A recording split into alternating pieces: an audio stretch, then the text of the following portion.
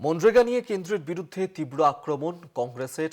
মনরেগা দরিদ্র কৃষক শ্রমিকদের রোজগারের অধিকার দিয়েছিল, দেশের কোটি কোটি গ্রামীণ গরিবের স্বার্থে আঘাত লেগেছে।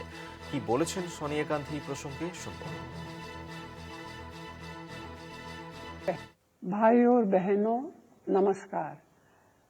मुझे आज भी याद है 20 साल पहले डॉक्टर मनमोहन सिंह जी प्रधानमंत्री थे। तब संसद में मनरेगा कानून आम राय से पास किया गया था। ये ऐसा क्रांतिकारी कदम था जिसका फायदा करोड़ों ग्रामीण परिवारों को मिला, खासतौर पर वंचित, शोषित, गरीब और अति गरीब वर्ग के लोगों की रोजी रोटी का जरिया बना। रोजगार के लिए अपनी माटी, अपना गांव, अपना घर परिवार छोड़कर पलायन करने पर रोक लगी। 20 साल पहले अपने गरीब भाई बहनों को रोजगार का अधिकार दिलवाने के लिए मैं भी लड़ी थी।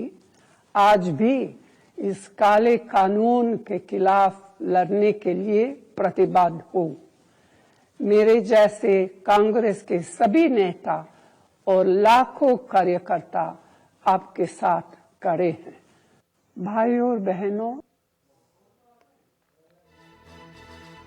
আপনারা শুনলেন সোনিয়া গান্ধী কি বলেছেন। আমরা এই নিয়ে আরো বিস্তারিত জানবো। অঙ্কুর ভট্টাচার্য আমাদের সঙ্গে টেলিফোনে রয়েছেন, প্রতিনিধি। অঙ্কুরদা, মনরেগা থেকে মহাত্মার নাম বাদ দেওয়া হয়েছে, জি রামজি করা হয়েছে এবং তা নিয়ে এবার সোনিয়া গান্ধী তিনি ফের একবার সরব হলেন। একেবারেই অধিক তিনি বলেছেন যে মনরেগার উপর কেন্দ্রের বিজেপি সরকার বুলডোজার চালিয়েছে। শুধুমাত্র মহাত্মা গান্ধীর নাম মুছে দেওয়া হয়েছে তা নয়, মনরেগার যে আসল ফর্ম এবং তার যে স্ট্রাকচার ছিল, অর্থাৎ রূপ বা কাঠামো, সেটা যথেচ্ছভাবে পরিবর্তন করা হয়েছে। কোন রকম আলোচনা করা হয়নি, বিরোধীদের আস্থায় নেওয়া হয়নি, তাদের পরামর্শ চাওয়া হয়নি। এমন ভাবে এই মনরেগাটা বদলে দেওয়া হয়েছে যাতে আদতে প্রান্তিক মানুষ যারা এই মনরেগার কারণে, 100 দিনের কাজের কারণে, যেটা সম্পূর্ণভাবে বামফ্রন্ট বাম দলগুলির সহযোগিতায় যে ইউপিএ 1 সরকার ছিল, সেই ইউপিএ 1 সরকারের এটা যে একটা গুরুত্বপূর্ণ বিষয়, কংগ্রেসের নাম মুছে দিয়ে, মহাত্মা গান্ধীর নাম মুছে দিয়ে তারা এই যে নতুন যে কানুনটা এনেছে, তাতে আদতে প্রান্তিক মানুষ আরো বেশি সমস্যায় পড়বে বলেই মনে করেন সোনিয়া গান্ধী। এবং এ নিয়ে এই কালো কানুনের বিরুদ্ধে তারা আগামী দিনেও আন্দোলন চালাবেন বলে জানিয়েছেন সোনিয়া গান্ধী। ধন্যবাদ। অঙ্কুর ভট্টাচার্য টেলিফোনে ছিলেন প্রতিনিধি।